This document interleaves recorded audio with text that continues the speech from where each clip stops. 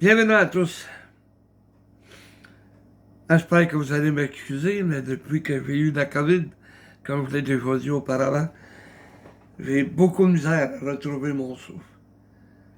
Ça fait que j'espère être capable de vous apporter le message sans qu'il y ait trop d'interruptions. Et aujourd'hui, le message va être pris dans le livre d'Hébreux, au premier chapitre. Hébreux 1, le verset 3. Hébreux 1, verset 3. Et qui étant le reflet de sa gloire et l'empreinte de sa personne, et soutenant toutes choses par sa parole puissante, a fait la purification des péchés, et s'est assis à la droite de la majesté divine, dans les lieux très hauts. Un reflet. Quand on se regarde dans le miroir, on voit le reflet de notre personne. Mais Jésus, lui, était le reflet de Dieu. Quand les gens regardaient ce que Jésus faisait, ce que Jésus apportait, ce que Jésus prêchait, à travers tout ça, ils voyaient le Père. Ils voyaient Dieu. Ils voyaient la personne de Dieu. C'est sûr que ils ne voyaient pas Dieu, parce que tu ne peux pas voir Dieu et vivre. Mais à travers ce que Jésus faisait, ils voyaient la puissance de Dieu. Ils voyaient cette puissance que Dieu avait donnée à son Fils.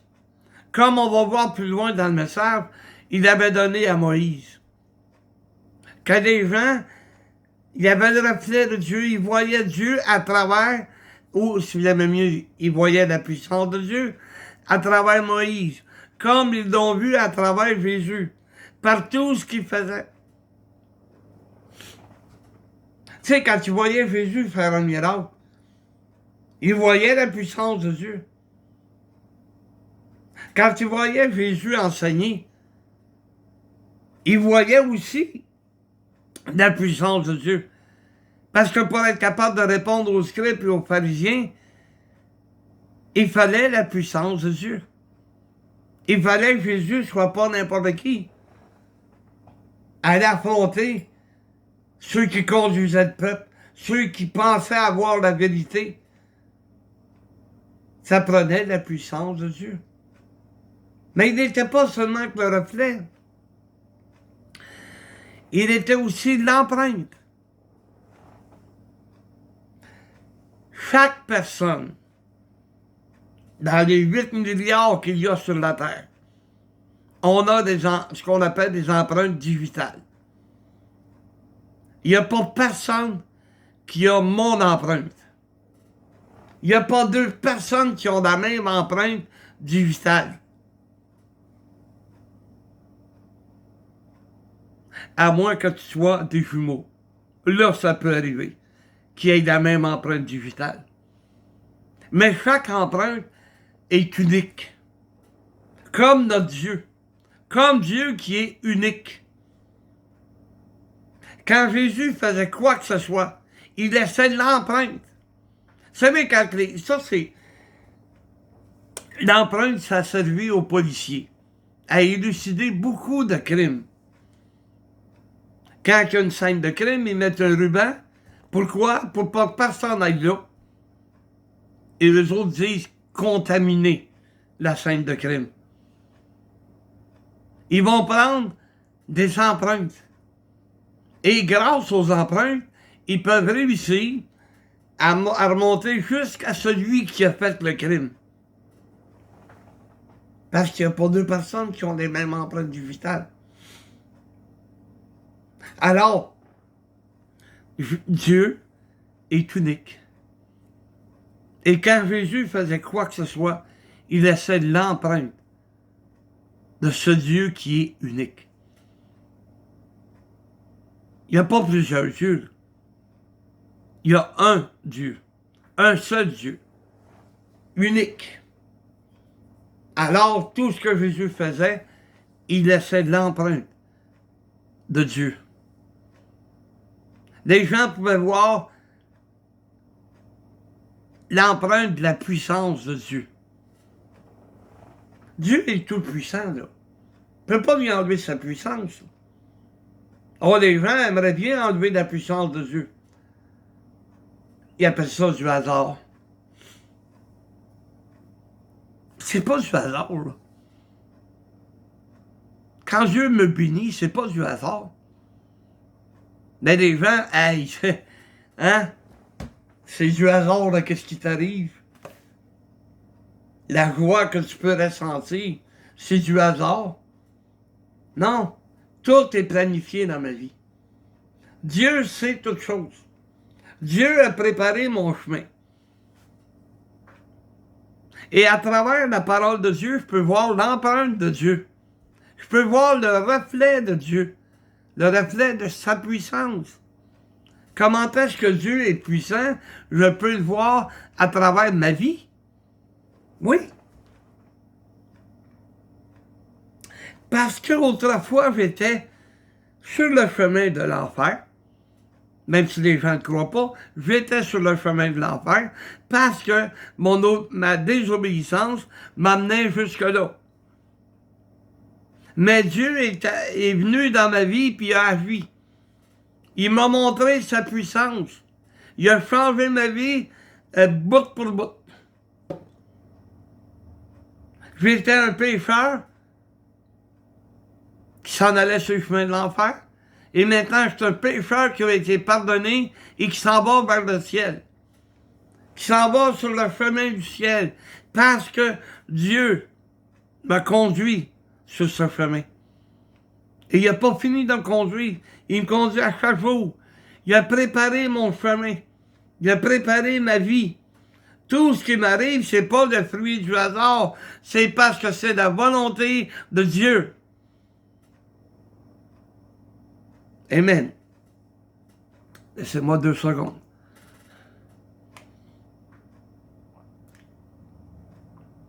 Merci. Aujourd'hui, c'est à travers l'Église que Dieu va faire connaître sa puissance. L'Église va devenir le reflet, ou est le reflet de la gloire de Dieu, de la puissance de Dieu. Aujourd'hui, chaque membre a en lui cette puissance qui va l'emmener à l'obéissance de Dieu et qui va devenir le miroir de Dieu pour l'homme perdu. L'homme perdu peut voir à travers nos vies, comme dans un miroir. Si nous sommes obéissants à la parole de Dieu, alors les gens vont pouvoir reconnaître que nous sommes des enfants de Dieu. Et il y a plusieurs manières que les gens vont nous reconnaître comme étant des enfants de Dieu. Et, quand nous sommes mis à l'épreuve, les gens n'acceptent pas l'épreuve. Et les chrétiens, ils l'acceptent, mais avec beaucoup de difficultés aussi. Mais quand nous sommes mis à l'épreuve, et que les gens voient notre réaction, que les gens voient que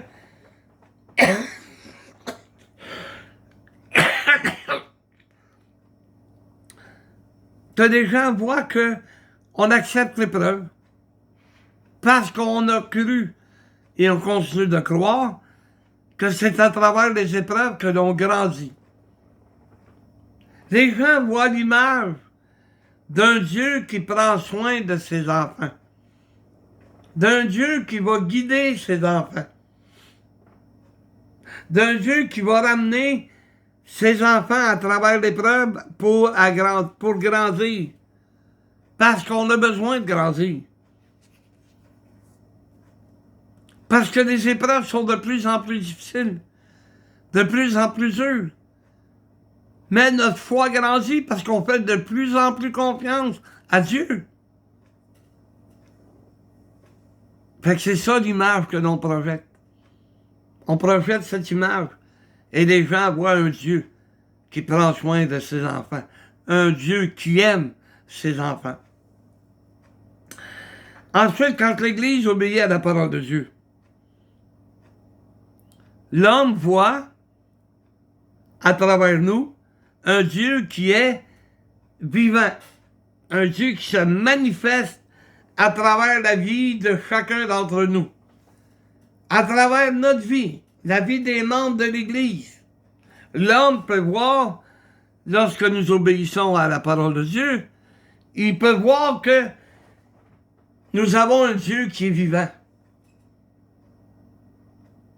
Un Dieu qui, pas juste prend soin de nous autres, mais un Dieu qui nous guide, qui nous amène à l'obéissance, qui nous amène au respect de Dieu, au respect de la parole de Dieu.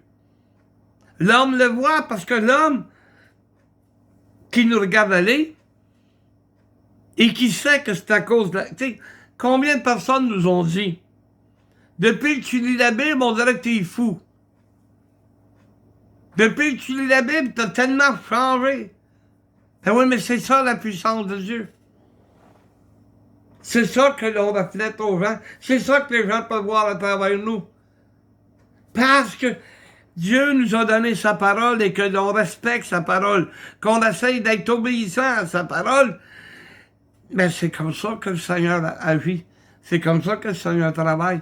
C'est comme ça qu'il fait connaître que c'est un Dieu vivant. C'est pas rien qu'une statue de plante quelque part, que tu te plantes un genou devant. Non, c'est un Dieu vivant qui contrôle ma vie. Il est en contrôle de tout ce qui m'arrive. C'est ça, le Dieu vivant. Vous savez, à un moment donné, quelqu'un me dit, je comprends pas. Je t'ai fait couper une jambe, puis tu ris de ça. Ben oui, mais qu'est-ce que tu veux que je fasse de plus? C'est une épreuve dans ma vie. Bon, ben, gloire à Dieu, qu'est-ce que tu veux que je te dise? Dieu, il a des choses à me montrer. Dieu veut que je sois le plus fort, je ne sais pas, peut-être que pendant qu'est-ce qui m'arrive, ça va encourager quelqu'un d'autre, qui ça ne prend presque rien, puis qui tombe découragé. Je ne sais pas. Mais tout concourt à mon bien. C'est écrit dans le livre de Romains, toute chose concourt au bien de celui qui aime Dieu. Ben, je regrette, moi j'aime Dieu, fait que de qu'est-ce qui m'arrive, bon ben c'est parce que Dieu l'a voulu. Tu sais, c'est pas à faute de Dieu, là. Si j'ai pas tenu compte de ce que le médecin me dit quand j'ai commencé à être diabétique. Il me dit de faire attention à telle chose. Ben, j'étais jeune, me suis laissé aller, c'était pas si grave que ça, puis on peut le contrôler, puis... Ben, j'ai pas fait attention. Si c'est la faute de Dieu. Ben non, c'est de ma faute à moi. Si j'avais obéi à ce que le médecin me prescrit, j'aurais encore mes deux jambes, je serais en pleine forme, et je continuerais à travailler. Il y a plein de choses que je pourrais faire, que maintenant je peux pas faire, mais c'est pas la faute de Dieu. En même temps, ça devient une épreuve. De quelle manière que je vais accepter l'épreuve dans ma vie? Ben, comme que Dieu le voudra. C'est tout. Ensuite de ça, un petit gorgée, s'il vous plaît.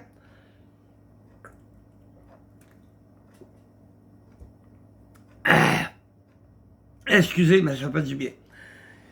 Quand l'Église vit en harmonie, quand on prend soin des uns des autres, quand l'Église est comme notre grande famille, ben les gens peuvent voir, à travers cette harmonie, à travers cet amour que l'on partage l'un et l'autre, ils peuvent voir le reflet de Dieu et de la puissance de Dieu encore. Ça, c'est ce que Jésus a dit, c'est dans l'Évangile de Jean au 13e chapitre. Jean 13, le verset 35. J'arrive.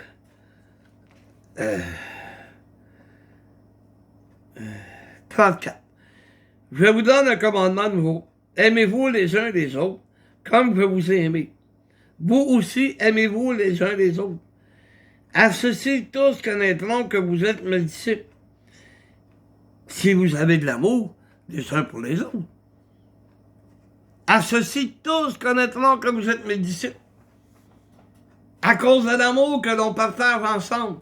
À cause de l'harmonie, de l'unité de l'Église. Nous sommes le reflet de l'amour de Dieu. Parce que c'est à cause de Jésus si on a de l'amour les uns pour les autres. Parce que Jésus, c'est ça qui est venu nous apporter. L'amour du Père. Il nous a demandé de le partager ensemble. Comme ça, les gens vont reconnaître que nous sommes des disciples de Jésus. Voyez-vous le miroir? Voyez-vous l'empreinte? À travers le Seigneur Jésus. À cause de Jésus. À cause de son sacrifice sur la croix. Aujourd'hui, béni soit Dieu. Ouais, béni soit Dieu. Parce que les gens nous reconnaissent comme étant des disciples. Ils ne diront pas que tu es un disciple. Mais ils vont t'appeler le baptiste. Comme tu m'as déjà dit, le padre, le curé. Ils vont t'appeler de toutes sortes de choses pour se moquer de toi. Mais en réalité, ils reconnaissent que tu es un disciple de Jésus. Parce que tu as de l'amour. Et cet amour-là t'amène à ne pas les frapper. Mais à leur dire que Dieu te bénisse, je vais prier pour toi. Vous savez, il a surpris quand je lui dis ça. Tu sais, ils sont insultants. Et ils sont arrogants. T'aimerais ça, là, des fois, là, à oublier 2 secondes que tu es un chrétien. Non. Au lieu de ça, mais tu pries pour eux autres. Puis tu leur dis, je vais prier pour toi. Ça les enrage. La colère, là, elle s'en va sur le bord, pas sur le tien. Toi, t'es amour. Et tu veux rester amour. Et tu vas continuer à être amour. Parce que c'est comme ça qu'ils reconnaissent que tu es un enfant de Dieu. Et tantôt, je dis que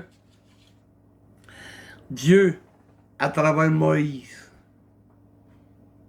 Dieu, à travers Moïse, avait démontré sa puissance au peuple d'Israël.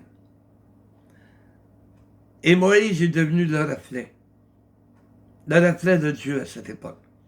Parce que souvenez-vous que Moïse a dû mettre un voile sur son visage.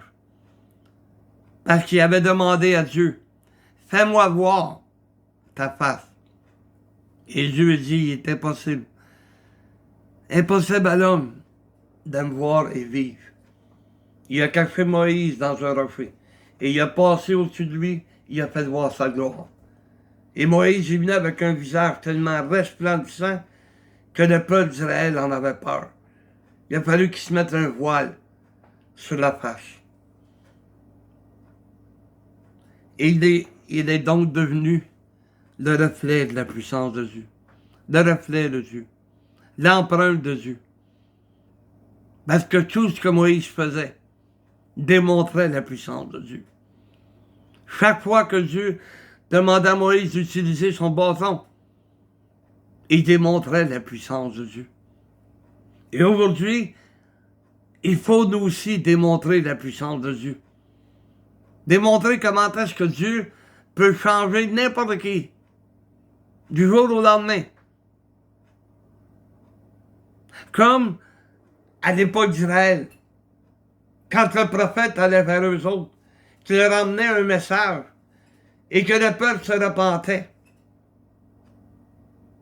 Il changeait d'attitude du jour au lendemain. Il était avec des faux dieux et il revenait vers Dieu. Un peu comme nous, on était sur une mauvaise voie et Dieu nous a ramenés dans la bonne voie, celle qui nous conduit, celle qui va nous amener à être en présence de Dieu. On est en présence de Dieu spirituel. J'ai pas vu Dieu. Mais, un peu comme Jésus avait dit à ses apôtres dans Jean 14, le verset 8, regardez bien ce qu'il dit. Philippe lui dit, Seigneur, montre-nous le Père, et cela nous suffit. Jésus lui dit, il y a si longtemps que je suis avec vous et tu ne m'as pas connu, Philippe. Celui qui m'a vu a vu le Père. Comment dis-tu, montre-nous le Père? Nous avons connu Dieu à travers le Seigneur Jésus. Je ne l'ai pas vu, Jésus. Je n'ai pas vu comment il est mort sur la croix. Mais la parole de Dieu, qui est le reflet de Jésus, parce que Jésus est venu en chair, et c'est ça qui nous a apporté la parole. La parole que Dieu lui avait confiée. Il nous l'a apportée à nous. Alors, je n'ai pas besoin de voir Dieu. Je n'ai pas besoin de voir Jésus.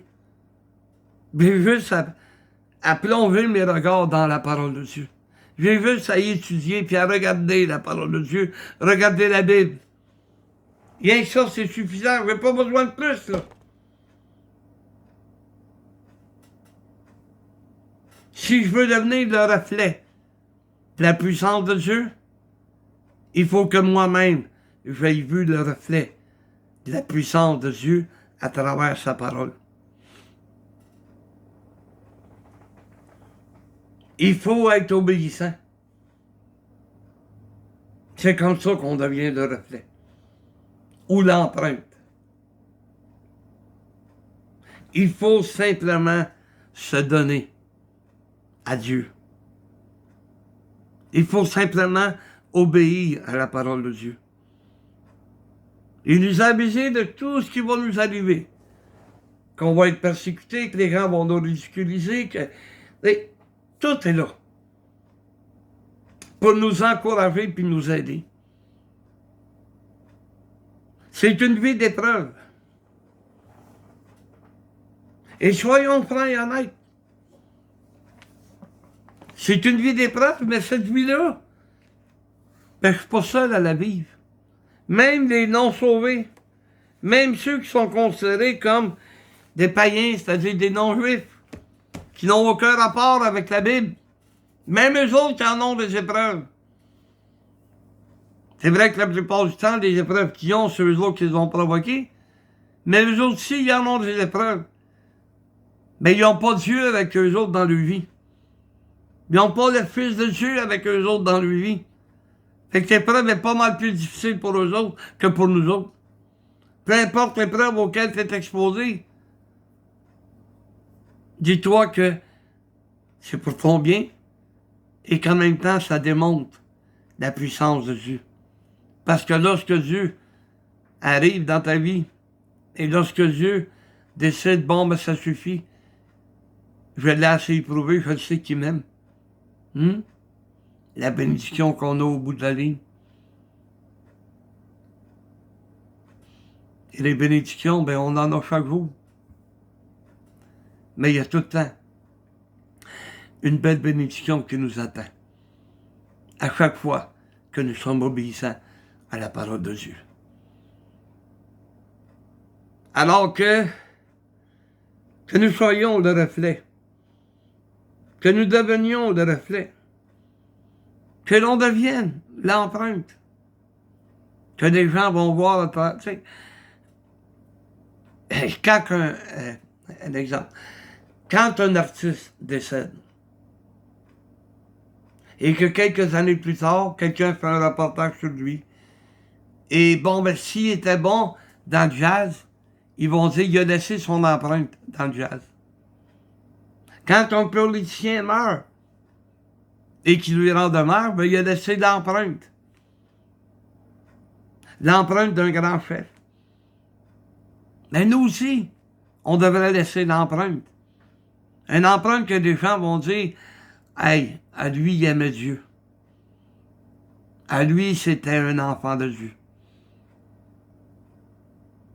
Mais, c'est ça l'empreinte qu'on devrait laisser. Pour nos enfants aussi. Nous devons devenir le reflet du Seigneur Jésus. Le reflet de Dieu. Le reflet de la puissance de Dieu. Vous savez, l'exemple que l'on laisse à nos enfants, c'est laquelle? On ne va pas à l'église la moitié du temps, qu'est-ce qu'on lui donne? Quelle est l'empreinte qu'on va lui laisser? C'est pas important à l'Église. Tu sais, les gens, ils n'ont pas besoin de l'Église. Et pourtant, Jésus a dit, je suis venu pour bâtir mon Église. C'est ça que je comprends pas. C'est pas important l'Église. Pourtant, Jésus est venu la bâtir. Pourquoi? Parce que c'est important. Quelle empreinte qu'on va laisser à nos enfants? Quel reflet qu'on va laisser à nos enfants?